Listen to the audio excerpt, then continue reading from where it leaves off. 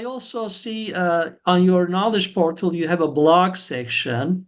How did that start, and how does it fit in with your efforts to support young academics? I was quite hesitant to start because if you start a blog and then do one and then nothing for a couple of months and then another one and then you don't get an audience. So I felt I wanted to wait until I really had time and something to say. So yeah, I started March 2016 and I post about all things academia. So I post about publishing, having academic impact, but also what I call academic etiquette. How do you behave in different circumstances? I post about conferences. If I've been to a conference, I post about the most interesting things that happened at a conference. I also sometimes discuss classic papers or books. I post about my own research.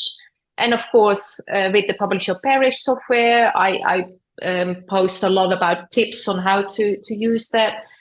So there's a lot of material in there. And the blog now has more than 400 posts. I never imagined that when I started. But I actually had a couple of really varied reasons for starting that blog that I would like to share, because I think people don't often realize the benefits of blogging.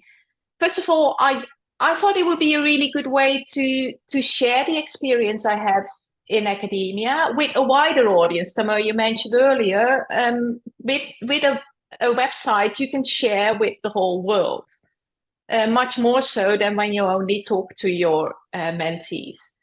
But also, I noticed that I really enjoy blogging.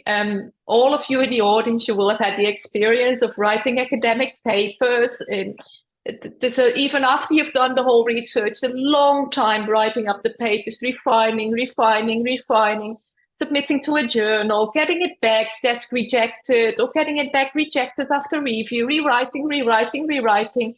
Sometimes it can take 5-7 years, in some cases even 10 years before you've published that paper. So writing up a blog post that you can write up in a few hours, post, then distribute all over the world and have impact, that's something really enjoyable to do as an alternative for writing academic papers, because you have an impact quickly. And then also I think it really helps if you're a senior academic doing a lot of mentoring, because you'll get a lot of academics contacting you, asking you questions. And then if you need to give the same answer again and again, whether that's by email or face-to-face, it becomes a bit tedious.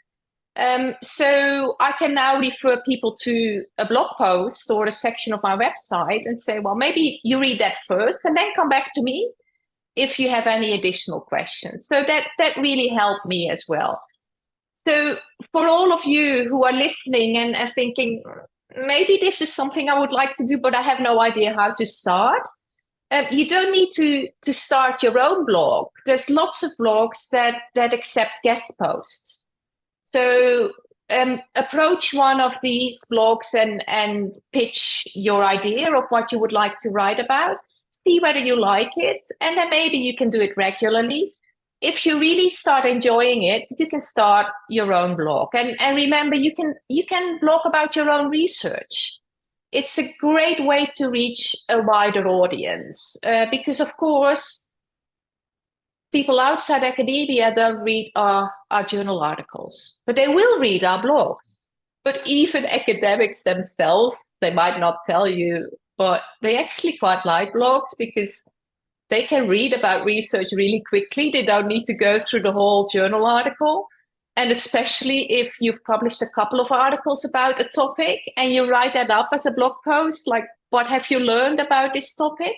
It's a really nice introduction to your research. And then people, if they want to know more, they can get to your articles. But it's an easy way in. So I can really recommend you to try it out if you think it's something you might enjoy.